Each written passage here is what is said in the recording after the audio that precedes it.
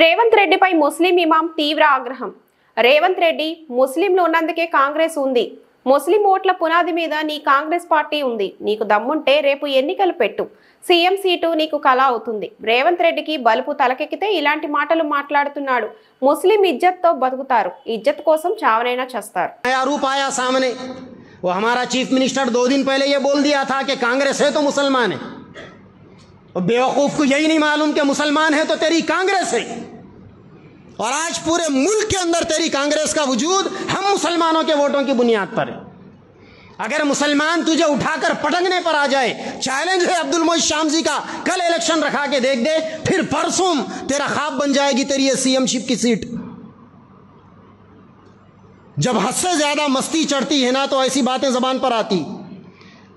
लोग तो ये समझ रहे थे, सारा मुल्क ये समझ रहा था कि तेलंगाना में सेकुलर गवर्नमेंट, और ये सेकुलर गवर्नमेंट हमारे बच्चों से शिरकिया नज़में पढ़वाना चाहती। लानत है इसी सेकुलर गवर्नमेंट के ऊपर।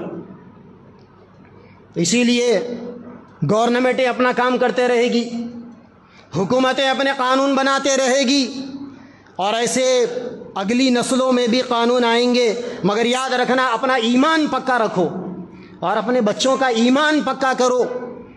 बच्चों के अंदर ये हौसला पैदा कराओ कि दुनिया में जीना है अपनी इस्लामी शनाख्त के साथ जिएंगे, इज्जत से जिए तो जी लेंगे या जाम शहादत पी लेंगे, कोई फ़र्क नहीं पड़ने वाला। आज मरेंगे तो भी मरना है, 100 साल के बाद मरेंगे तो भी मरना है। यहाँ रहकर करना क्या है, यहाँ पर जाएंगे तो इंशाअल्लाह।